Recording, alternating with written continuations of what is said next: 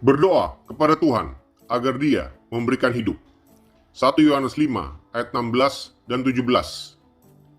Kalau ada seorang melihat saudaranya berbuat dosa, yaitu dosa yang tidak mendatangkan maut, hendaklah ia berdoa kepada Allah dan Dia akan memberikan hidup kepadanya, yaitu mereka yang berbuat dosa yang tidak mendatangkan maut. Ada dosa yang mendatangkan maut. Tentang itu tidak kukatakan bahwa ia harus berdoa. Semua kejahatan adalah dosa, tetapi ada dosa yang tidak mendatangkan maut. Yohanes menunjuk kepada semacam doa yang sesuai dengan kehendak Tuhan, sehingga kita yakin bahwa doa kita akan terjawab, yaitu doa bagi orang percaya yang lemah rohaninya, yang memerlukan dukungan doa umat Tuhan untuk memberikan hidup dan kasih karunia kepada mereka.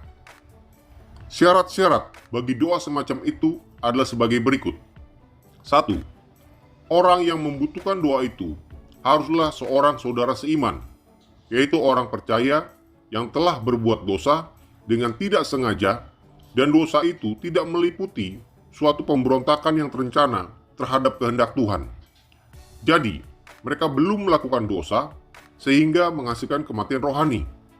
Mereka masih memiliki kehidupan rohani, tetapi lemah. Mereka sudah bertobat dan ingin bebas dari segala sesuatu yang tidak disenangi oleh Tuhan, namun memerlukan pertolongan dalam mengalahkan kuasa iblis dan dosa. 2. Bagi orang semacam itu, gereja harus berdoa agar Tuhan berkenan memberikan hidup. Hidup di sini berarti pemulihan kekuatan rohani dan kasih karunia Tuhan yang terancam oleh dosa. Tuhan berjanji untuk menjawab doa itu. 3. Bagi orang yang pernah percaya dan telah melakukan dosa yang mendatangkan maut, yaitu kematian rohani, gereja tidak dapat berdoa dengan keyakinan bahwa Tuhan akan memberikan hidup dan kasih karunia lagi. Jenis dosa ini meliputi pelanggaran terencana yang disebabkan oleh suatu penolakan yang sengaja untuk tidak taat kepadanya. Orang yang sudah mati rohani ini hanya dapat diberikan hidup jika ia bertobat dan berbalik kepada Tuhan. Kita harus berdoa supaya Tuhan akan mengatur kehidupan mereka sedemikian hingga ada kesempatan untuk sekali lagi menerima keselamatan Tuhan di dalam Kristus. Yohanes membedakan antara dua jenis dosa. 1.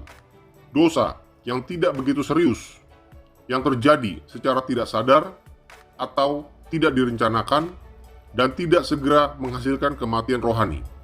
Dan 2. Dosa yang begitu buruk sehingga menunjukkan adanya suatu pemberontakan yang sengaja terhadap Tuhan dan firman-Nya, yang mengakibatkan kematian rohani dan pemisahan dari hidup Tuhan.